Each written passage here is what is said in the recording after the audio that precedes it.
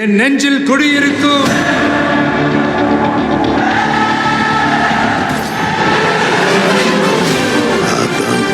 உலக தமிழர்களுக்கு வணக்கம். நான் உங்கள் வெங்கிரத்னம். சில விஷயங்களை ரொம்ப கூர்மையா கவனிச்சா அதுக்கு பின்னாடி இருக்கக்கூடிய பல உண்மைகள் அப்படிங்கிறது தெரிய வரும்.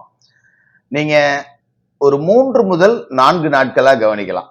ஸ்டாலின் அவர்கள் வாயே திறந்து பேசவே இல்லை. இல்லைன்னு வச்சுங்களேன், வாயை திறந்து பாசிச பாஜக உள்ள வந்துரும், பாஜகவுக்கு அடிமையா அதிமுக இருக்கு அப்படின்னு ஏதாவது டிசைனா வடை சுட்டுட்டு இருப்பாரு. ஏன்னா அவங்க பண்ண சாதனைன்னு சொல்லிக்கிறதுக்கு ஒண்ணுமே இல்லை அப்படிங்கறதால ஏதாவது அடுத்தவங்க மேல கிரிட்டிசிசம் பண்ணி இல்ல எதையாவது உருட்டி விடுவோம். அந்த மக்கள் தான் பாவப்பட்ட மக்கள், இழிச்சாயர்கள் இருக்காங்களே, நாங்க ஆனத்தரோம் சேனத்தரோம் அம்பாரி தரோம்னு ஏதாவது வடகதை விட்டுக்கிட்டே இருப்பார். கடந்த ஒரு 4 நாட்களாவே ஸ்டாலின் மௌன சாமியாரா இருக்கார். இத நீங்க நல்லா கூர்ந்து கவனிங்க. ஏதாவது பேசணும் அப்படின்னா உடனே இந்த ரவுடி எம்எல்ஏ பழனியாண்டி அடிச்ச வீடியோவே வந்துருச்சு. ஏன் அந்த ஆள் மேல அவன் மேல கைது நடவடிக்கை எடுக்கல, எஃப்ஐஆர் போடல அப்படிங்கிற மாதிரி கேள்வியே யாராவது சோத்துல உப்பு போட்டு திங்கிற ஒரு ரிப்போர்ட்டர் கேட்டுருவாங்கல்ல, அதுக்கு பயந்துகிட்டு தான் ஓடிக்கிட்டே இருக்காரு. அதே மாதிரி நம்ம உடன்பிறப்புகள் கொத்தடிமைகள் கோஷ்டி இருக்காங்க பாத்தீங்களா, விஜய் பத்திரிகையாளரை ஏன் சந்திக்கல ஆனா ஸ்டாலின் ஏன் சந்திக்கல அப்படின்னு கேட்கவே மாட்டாங்க. எங்க ஸ்டாலினை சந்திச்சு ஒரு துண்டு சீட்டை பார்க்காம முன்னாடியே கேள்வி எழுதி கொடுக்காம ஒரு 10 கேள்விக்கு பதில் சொல்ல சொல்லுங்க. அட துண்டு சீட்ல பதில கூட எழுதி தரோம், கேள்வியை மட்டும் மாத்தி கேட்கிறோம். 1வது கேள்வியா 4வது கேள்வியா 6வதான்னு பதில் சொல்ல சொல்லுங்க பார்ப்போம். பெரிய பத்திரிகையாளர்கள்லாம் வேணாம், நான் சாதாரண ஆளு, நான் ஒரு 10 கேள்வி கேட்கிறேன் பதில் சொல்லிடுவாரா? அப்படியே சொல்லின் செல்வர் இவரு, அப்படியே ஆரம்பிச்சு அறுத்து தள்ளிடுவாரு. அது ஏன் இப்ப ரொம்ப அமைதியா இருக்கு அப்படின்னா, இந்த பழனியாண்டி விவகாரம் விஸ்வரூபம் எடுத்திருக்கு. இப்ப நம்ம இதோட சம்பந்தப்படுத்தி சில விஷயங்களை பேசுவோம். ஒரு டைரக்டர் எடுத்து முடிக்கப்பட்டுச்சானே தெரியல, ஒரு படத்தோட ப்ரொடியூசர் சவுக்கு மீடியாவுக்கு நான் போனேன். சவுக்கு என்கிட்ட 10 லட்ச ரூபாய் பணம் கேட்டாரு, நான் 1 லட்ச ரூபாய கொடுத்துடலான்ட்டு போனேன். என்கிட்ட இருக்க 1 லட்ச ரூபாய பிடிக்கிட்டு என்ன மர்ம உறுப்பிலேயே மடார் என்று மிதித்தார்கள் அப்படின்னு ஒரு வழக்கு கொடுத்தான் இல்லையா? இந்த வழக்குலதான் எந்த விதமான ஆதாரமும் இல்லாம ஒருத்தன் புகார் கொடுத்திருக்கான். என்ன சவுக்கு அடிச்சிட்டாரு, மாலதி அங்கேயே மிதிச்சுட்டாங்க, சவுக்கு மீடியாவில் உள்ள ஊழியர்கள் எல்லாம் சேர்ந்து என்ன சும்மா பெரட்டுன்னு பெரட்டிட்டாங்க அப்படின்னு மீடியாவா போயிட்டு ஒப்பாரி வச்சுட்டு கிடந்தாப்புல ஒரு பையன். இதுக்கு எந்த முகாந்திரமும் இல்லை. ஆனா டோட்டல் சவுக்கு மீடியாவில் உள்ள அத்தனை பேரும் கைது செய்யப்பட்டாங்க. இது அப்படியே பெண்டிங்ல இருக்கட்டும், சரிங்களா? இப்ப பழனியாண்டி அடிச்சதற்கான வீடியோ இருக்கு. பெட்ரோல் பங்குக்கு போன் பண்ணி அங்க இருக்கிற சிசிடிவி ஃபுட்டேஜ 1 ஹவருக்கு அழிச்சிருங்கன்னு பேசின ஆடியோ இருக்கு. இதை விட என்ன ஆதாரம் வேணும்? ஏன் வழக்கு பதிவு செய்யல? இதையும் அப்படியே ஓரமா வச்சிருங்க. இது ரெண்டுத்துக்கும் பின்னாடி நான் வரேன். மடப்புரம் கோவில் காவலாளி அஜித்குமார் அடித்து படுகொலை செய்யப்பட்ட வழக்கு. எந்த விதமான முகாந்திரமும் கிடையாது. நகை காணாம போச்சு அப்படின்னு ஒரு புகார். இந்த புகாரும் எழுத்துப்பூர்வமா காவல் நிலையத்துல கொடுக்கப்படல. போன்ல யாரோ ஒரு சார் போன் பண்ணி சொல்லியிருக்காரு. அந்த சார் யாருங்கிறதுக்கெல்லாம் பின்னாடி வரேன். ஒரு வாய்மொழி புகார். அதுக்காக அவனை கூட்டு 2 நாளா காடுகரை, கம்மகரை, ஏரிகரை, குளத்தங்கரைன்னு அடின்னு அடிச்சு வாயில மிளகா தண்ணியை ஊத்தி மனித குலத்திற்கே விரோதமான செயல்களை எல்லாத்தையும் செஞ்சு ஒரு அப்பாவே அடிச்சு கொண்டாங்க. இப்ப இந்த 3ஐயும் கம்பேர் பண்ணி பாருங்களேன். சவுக்கு சங்கர் பணம் புடுங்கினார் அப்படிங்கிறதுக்கு ஆதாரம் இல்லை. ஆனா உடனே எல்லார் மேலேயும் வழக்கு பதிவு செய்யப்பட்டுச்சு. அப்ப புகார் கொடுத்தவன் பெரிய ஆளா அப்படின்னு பாத்தீங்கன்னா இல்ல, அவன் பெரிய ஆளு அப்படிங்கிற மாதிரிலாம் கிடையாது. சவுக்கு மேல எப்படா புகார் எவன்டா கொடுப்பான் அப்படின்னு காத்துக்கிட்டு இருந்த காவல்துறையினர் இதை ஒரு காரணமா வச்சு சவுக்கு சங்கரை கைது செஞ்சாங்க. இதுதான் ஃபேக்ட். உங்களுக்கும் தெரியும், பாக்குற எல்லாருக்குமே தெரியும். அப்பாடா சவுக்கு மேல ஒருத்தன் கேஸ் கொடுத்துட்டான். இன்னும் சொல்ல போனா கேஸே கொடுக்க வச்சிருப்பாங்க, அதுதான் உண்மை. கொடுத்தாச்சு, தூக்கியாச்சு, எல்லாத்தையும் பிடிச்சாச்சு, அதை காரணமா வச்சு போனுச்சு வந்துச்சு அப்படின்னு சொல்லிட்டு. அதே நேரத்துல இந்த எம்எல்ஏ பழனியாண்டி மீது ஆதாரம் இருந்தும் கைது செய்யப்படல. ஏன்னா சவுக்கு மாதிரி ஆளும் அரசுக்கு ஆகாத ஒரு மனிதரா இருந்தா ஆதாரமே இல்லைன்னாலும் கைது செய்வோம். பழனியாண்டி மாரி ஆளுங்கட்சியை சேர்ந்த ஒரு அதிகாரம் மிக்க நபரா இருந்தா ஆதாரம் இருந்தாலும் கைது செய்ய மாட்டோம். அப்ப இந்த அஜித் வழக்கு எடுத்துக்கிட்டீங்கன்னா, சவுக்கு சங்கர் அளவுக்கு அஜித் திமுகவுக்கு எதிரானவரா அப்படின்னு பார்த்தா இல்ல. மரணிக்கிறதுக்கு முன்னாடி வரைக்கும் இந்த அஜித் யாருன்னு தமிழ்நாட்டுல யாருக்குமே தெரியாது. யாரோ அவங்க சொந்த பந்தம் நண்பர்கள் வட்டத்துல ஒரு 50 பேருக்கு 100 பேருக்கு தெரியக்கூடிய ஒரு சாதாரண கோவில் காவலாளி. மாசம் மிஞ்சி மிஞ்சி போனா ஒரு 8,000 10,000 சம்பளம் வாங்கக்கூடிய, வறுமை கோட்டரை ஒட்டி வசிக்கக்கூடிய ஒரு நடுத்தர கீழ்நிலை நடுத்தர குடும்பம். இவனை கட்டங்கட்டி கைது செய்யணும் அப்படின்னு அவசியம் கிடையாது, அடிச்சு கொள்ளணும்னு அவசியம் கிடையாது. பட் அப்படி ஒண்ணு இருந்ததாலதான் இதை செஞ்சிருக்காங்க. இதுக்கு நம்ம பின்னாடி வருவோம். அதே மாதிரி புகார் கொடுத்த நிகிதா பெரிய ஆளுப்பா. ஐயோ, அவங்க எல்லாம் ரொம்ப தலைமைக்கு நெருக்கமானவங்கப்பா. அவங்க என்னப்பா, அவங்க சீஃப் செக்ரட்டரிலாம் தெரியும், ஸ்டாலினோட ஃப்ரெண்டுப்பா, உதயநிதியோட ஃப்ரெண்டுப்பா. அவங்க கேஸ் கொடுத்தா ஒரு போன் பண்ணா போதாதா, அடிச்சு தூக்கிட மாட்டாங்களா அப்படின்னு சொல்ற அளவுக்கு இந்த நிகிதாவுக்கு பின்புலம் அப்படின்னு பார்த்தா யாரும் இல்லை.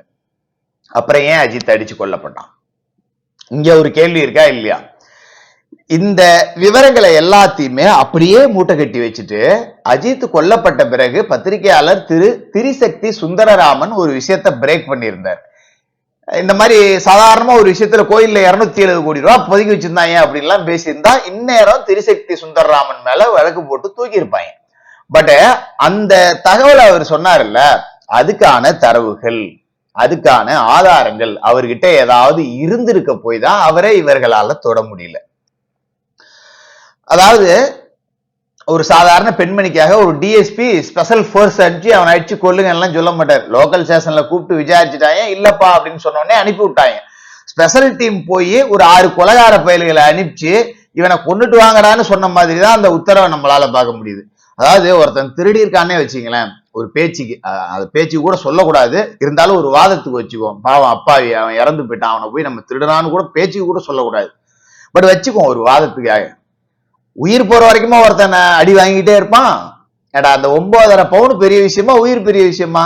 உண்மையிலேயே ஒருத்தங்கிட்ட உண்மை உள்ளுக்குள்ள இருந்தது, அவன் நகையை எடுத்திருக்கான், இந்த இடத்துல பதுக்கி வச்சிருக்கான்னா சாவுற வரைக்கும் ஒருத்தன் அடி வாங்கவே மாட்டான். அது போலீஸுக்கும் நல்லாவே தெரியும். அப்ப ஏன் இவன் திரும்ப திரும்ப திரும்ப தாக்கப்பட்டிருக்கான் அப்படின்னா, இவன் கொல்லணும் கொல்லப்படணும், அப்படி இவன் தப்பிச்சு போயிடவே கூடாது அப்படிங்கிற தாக்கப்பட்டிருக்கான்னா, இவன் வெளியில போனா ஒரு உண்மையை சொல்லிடுவான். அந்த உண்மை என்ன? அந்த உண்மை ஏன் திரிசக்தி சுந்தரராமன் சொன்னது போல 270 கோடி ரூபாய் அந்த கோவில்ல பதுக்கி இருக்க கூடாது, அத அஜித் பார்த்திருக்க கூடாது. இதற்கான சாத்தியம் இருக்கா இல்லையா? இது சாதாரணமா வச்சா தெரியும், இதுக்கு பெரிய அப்படியே ஐன்ஸ்டீன் மூலம்லாம் நமக்கு தேவையில்லை. அதாவது அன்னைக்கு திரிசக்தியார் சொன்னது என்ன அப்படின்னா, இந்த தேர்தலுக்கு கொடுக்கறத பணத்தை திமுக பதுக்கக்கூடிய வேலைகளை செஞ்சிருச்சு. சில மாவட்டங்களுக்கான மொத்த பணத்தையும் சுமார் 270 கோடி ரூபாய். அதை எங்க பதுக்கலாம் அப்படின்னா, மத்திய அரசு கண்கொத்தி பாம்பா பாத்துக்கிட்டு இருக்கு, திமுக காரன் எங்க பதுக்கினாலும் மாட்டிப்பான். அப்ப மத்திய அரசாங்கம் அப்படிங்கிறது கோவிலுக்குள்ள அவ்வளவு சீக்கிரம் நுழையாது. ஏன்னா இவங்க எல்லாமே பிஜேபி காரர்கள் எல்லாமே கடவுள் பக்தி உள்ளவர்கள்ங்கிறதால கோயிலுக்குள்ள நுழைய மாட்டாங்க. அப்படியே இருந்தாலும் பெரிய பெரிய ஆலயங்களுக்குள்ளதான் நுழைவாங்க. மடப்புறம் காளி கோவில் மாதிரி ஒரு மீடியமான ஆலயத்துக்குள்ளலாம் சந்தேகப்படுறதுக்கு சாத்தியமே இல்லை அப்படிங்கிற மாதிரி அங்க கொண்டு பதுக்கி இருந்தாங்க. அத அமைச்சரோட ஆசை நாயகி ஒருத்தி எடுத்துக்கிட்டு போகும்போது அன்னைக்கு அஜித் அதை பார்த்துட்டான். இத பார்த்ததுல அந்த பெண்ணுக்கும் அஜித்துக்கும் நடந்த வாக்குவாதத்துல அந்த பெண்ணு தான் நிகிதாவை ஏவி விட்டிருக்கலாம், அந்த பெண்ணுக்காக நிகிதா புகார் கொடுத்திருக்கலாம். அந்த ஆசை நாயகி தனக்கு தெரிந்த IAS மந்திரி IPS உதவியோட இவனை இதுக்கு மேல விடக்கூடாதுன்னு பொய் வழக்கு போட்டு தட்டி தூக்கி இருக்கலாம் அப்படிங்கிறது தான் திரிசக்தி சுந்தரராமன் அவர்கள் சொன்னது. இது நாம புறந்தள்ளிட்டு போற மாதிரியான ஒரு சப்ஜெக்டாவா இருக்கு. ஏன்னா 9.5 பவுனுக்காக ஒருத்தனை அடிச்சு கொள்வாங்களா?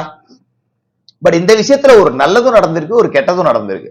இந்த அஜித் மரணத்திற்கு பிறகு லாக்அப்ல வச்சு போலீஸ் அடிக்கிறது ரொம்ப குறைஞ்சு போயிருக்கு. எவனாவது ஒரு அதிகாரி சொல்லிட்டு போடுவான், அடிச்சே பாரு 6 பேர் ஜெயில போய் உட்காந்துருக்கணும், நமக்கு ஏன்டா வம்பு, சஸ்பெண்ட் ஆகி போனாலும் பரவாயில்ல, ஜெயில போய் உட்காந்துருக்க கூடாதுன்னு இப்பெல்லாம் கண்மூடித்தனமா அடிக்க சொன்னா காவல்துறையினர் அடிக்கிறது இல்லை. என்ன ஏதுன்னு விசாரிக்கிறாங்க. வாடா அப்படின்னு கூட்டிட்டு போய் வச்சு பிரிச்சு மேஞ்சி அடிச்சு கொண்டுறதெல்லாம் இல்ல. இந்த தன்னோட உயிரை கொடுத்து பல உயிர்களை அஜித் காப்பாத்திருக்கான் அப்படிங்கிறது இந்த சப்ஜெக்ட். இதால ஒரு தப்பு நடக்குது. என்ன அப்படின்னா, உண்மையிலேயே 4 மிதி மிதிச்சாதான் உண்மையை சொல்லுவான் பாத்தீங்களா, அவனை கூட போலீசாரால் அடிக்க முடியல. இந்த இடத்துல நாம போலீசாருக்கு ஆதரவு அளிக்கணும். ஏன்னா அஜித் கொன்னவனுங்க போலீஸே கிடையாது, அவனுக்கு கொலைகாரனுங்க, அவனுங்களை விட்டுரு. நாம போலீஸை போய் வாடா போடான்னு பேச போறது இல்லை. பட் அந்த 6 பேரும் போலீஸே கிடையாது. அவனுங்கள கொலைகார பயலுன்னு பிரிச்சுதான் பார்க்கணும். அந்த அடிப்படையில தான் அவனுங்களை நாம பார்க்கணும். இப்ப நீதிமன்றத்துல சிபிஐ என்ன சொல்லியிருக்கு அப்படின்னா, நிகிதா கொடுத்த புகார் பொய். அப்ப நிகிதாவுக்கு பொய் புகார் கொடுக்க வேண்டிய தேவை என்ன இருக்கு?